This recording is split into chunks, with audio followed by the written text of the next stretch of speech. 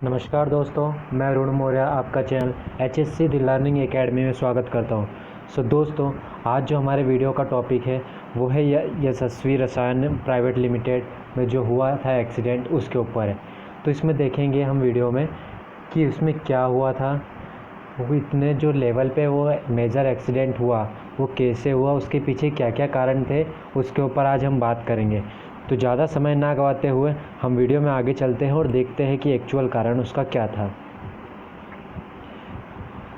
दोस्तों, जैसा कि जो इनिशियल रिपोर्ट है उसके अकॉर्डिंग कहा जाता है कि जो डाइमिथाइल सल्फेट है और कंसनट्रेटेड नाइट्रिक एसिड है वो दोनों को गलती से वर्कर द्वारा, जो वहाँ के कॉन्ट्रैक्टर वर्कर्स थे उनके द्वारा मिक्स कर दिया गया था टैंक में। तो इसके कारण क्या एक्सोथर्मिक रिएक्शन हुई और जो टैंक के अंदर प्रेशर है वो इंक्रीज़ हुआ, जिसके कारण जो प्राइमरी ब्लास्ट हुआ था या एक्सप्लोजन जो हुआ था वो उसका कारण था टैंक में।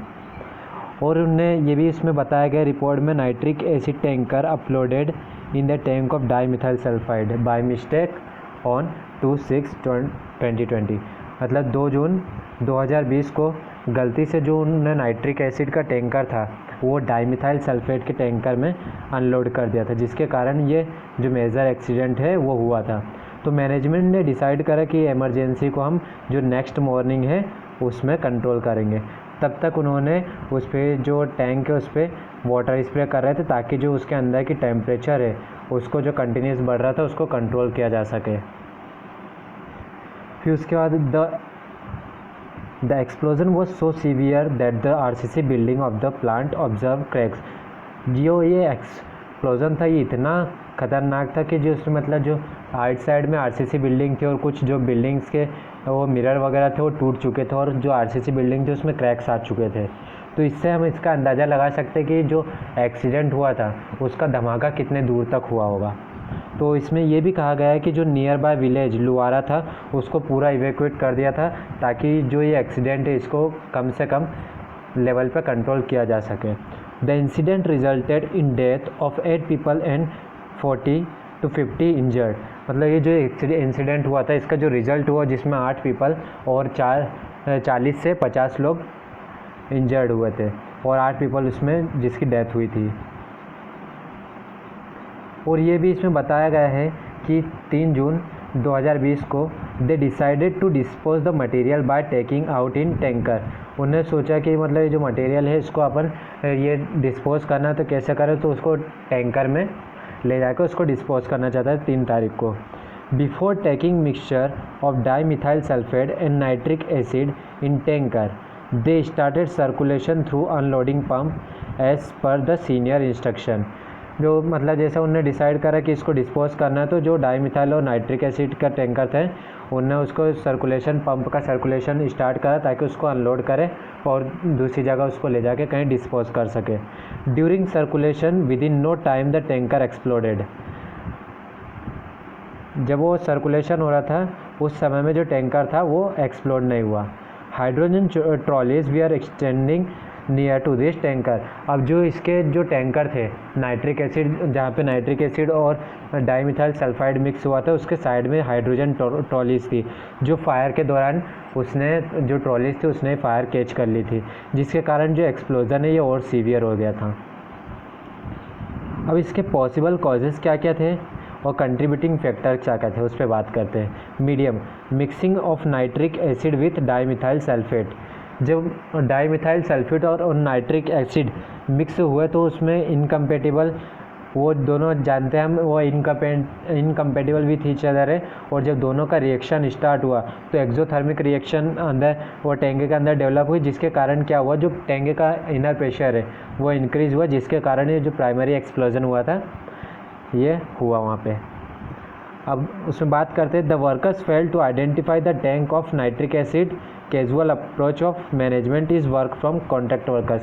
जो वर्कर्स थे कॉन्ट्रैक्ट वर्कर्स थे तो उनने वो आइडेंटिफाई नहीं कर पाए कि ये जो टैंक है वो नाइट्रिक एसिड का है, तो हम इसमें डाइमिथाइल सल्फाइड को ना मिला है, तो इसके कारण ये जो एक्सीडेंट है ये हुआ। The worker did not know that nitric acid and dimethyl sulfate was incompatible and should not be mixed। उनको ये भी नहीं पता था कि जो नाइट्रिक एसिड है और डाइमिथाइल सल्फेट है वो एक दूसरे के साथ रन अवे रिएक्शन करती है और एक्सोथर्मिक रिएक्शन इससे प्रोड्यूस होती है, इसलिए उन्हें उसको मिक्स कर दिया गलती से। और हम आगे बात करते हैं मैनेजमेंट पे। Hydrogen trolley we are kept near the storage tank farm. जो स्टोरेज टैंक फार्म था, जैसे मैंने पहले बताया, वहाँ पे हाइड्रोजन ट्रॉली भी थी। Fail to handle the incident, जो इंसिडेंट था उनको वो हैंडल नहीं कर पाए, जिसके कारण ये जो इंसिडेंट छोटा सा होना था उसके कारण वो बड़ा हो गया। Evacuation not done before starting the scenario handling. जब हैंडलिंग स्टार्ट करा उस टाइम उन्होंने इवैक्यूएशन नहीं करा था, जिसके कारण ये जो 40 से 50 वर्कर्स है वो इंजर्ड हुए थे। The management fail to carry out the HAZOP study. जो मैनेजमेंट था उन्होंने उसके जो भी प्रोसेस है उसकी हैज़ॉप स्टडी भी नहीं करी थी, और जो क्वांटिटेटिव रिस्क असेसमेंट होना चाहिए था उस टैंक का वो भी नहीं हुआ था, जिसके कारण ये एक्सीडेंट हुआ। अब इसमें कॉजेज एनालिसिस में क्या पता चला, जो इवेल्यूएशन ऑफ लॉस और एट वर्कर्स जो डाई हुए थे उसके ऊपर ये कॉजेज एनालिसिस करा गया। टाइप ऑफ कॉन्टैक्ट क्या था, explosion and fire. Immediate cause क्या था, डाईमिथाइल सल्फेट और नाइट्रिक एसिड को मिक्स कर दिया था, उसके कारण यह था। बेसिक कॉज क्या था, dimethyl sulphate and concentrated nitric acid are incompatible with each other, ये बेसिक था। फेलियर टू EHSMS, तो उसमें जो उन्होंने इमरजेंसी प्लान थी उसमें क्या क्या उन्होंने गलती करी। प्रोसेस सेफ्टी इन्फॉर्मेशन वहाँ पे नहीं थी, जिसके कारण ये एक्सीडेंट हुआ। अगर वहाँ पे प्रोसेस सेफ्टी इन्फॉर्मेशन होती और बाहर वहाँ पे मतलब ऐसे कुछ टैग लगे होते कि इसमें ये जो भी लिक्विड है मिक्स नहीं होना था, तो हो सकता था कि एक्सीडेंट रुक जाता, बट वो उसके कारण ये फेल हो चुका। Hazard identification, risk assessment, risk control भी नहीं हुआ था उसका। प्लांट लेआउट प्रॉपर नहीं था। Operating procedure and safe work practices भी वहाँ पे फॉलो नहीं हुई थी। ट्रेनिंग, अवेयरनेस एंड कॉम्पिटेंस ये भी प्रॉपर नहीं हो पाया था। अगर ये जो भी फेलियर है अगर ये प्रॉपर होते तो शायद ये एक्सीडेंट नहीं होता, और जो 8 पीपल मरे इसमें डेड हुए और 40 से 50 जो वर्कर्स है इसमें इंजर्ड हुए वो नहीं होता। अब रिकमेंडेशन एंड लर्निंग पॉइंट क्या है इसमें, तो carry out risk assessment prior to any work involving hazardous chemical. किसी भी हजार्डस केमिकल पे वर्क करने से पहले उसका पूरा रिस्क असेसमेंट किया जाए। And develop safe work procedure, और उसके लिए एक सेफ वर्क प्रोसीजर को डेवलप किया जाए। To include all control measures use to address the identify risk. अब जो हमने उसमें रिस्क को आइडेंटिफाई किया उसके लिए जो भी कंट्रोल मेजर्स है उसको हम वहाँ पे लगाए। तो ये रिकमेंडेशन थे। और क्या था, provide competency training to ensure that the workers understand the process flow.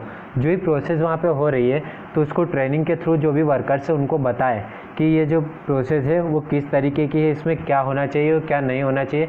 अगर इसकी प्रॉपर ट्रेनिंग होगी वर्कर्स को तो ही ये जो एक्सीडेंट है आने वाले फ्यूचर में रुक सकेंगे, अदरवाइज़ ये और सीरियस होते जाएंगे।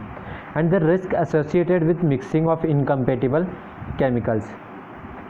और क्या हमने इससे सीखा, skill man power in hazardous process. जो भी हजार्डियस प्रोसेस है वहाँ पे स्किल मैन पावर होने चाहिए।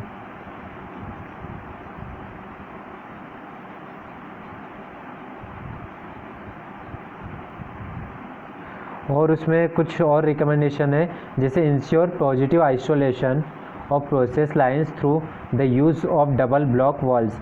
जो भी आइसोलेशन प्रोसेस लाइन में हो रही है, लाइन की जो प्रोसेस चल रही है उसको पूरा आइसोलेट करें।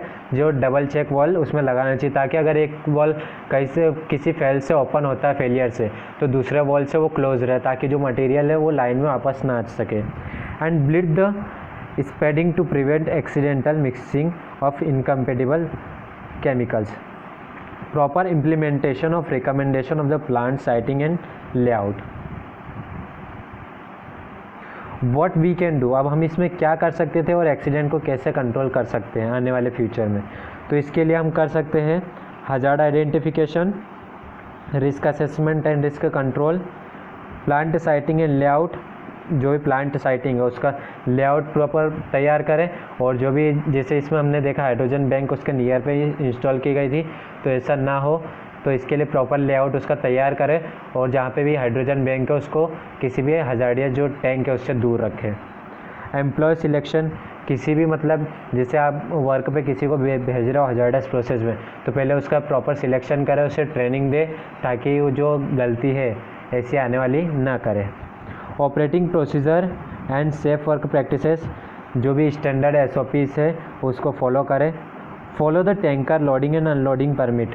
अब जब भी मतलब लोडिंग और अनलोडिंग करें तो उसके लिए पहले परमिट तैयार करें। उस परमिट में जो भी इससे होने वाले रिस्क है और इसमें क्या करना है क्या नहीं करना है, do and don'ts proper mention होने चाहिए, ताकि जो वहाँ के वर्कर्स और सुपरवाइज़र उनको ये चीज़ का पता रहे। अब control of hazardous substance by following the chemical management plan.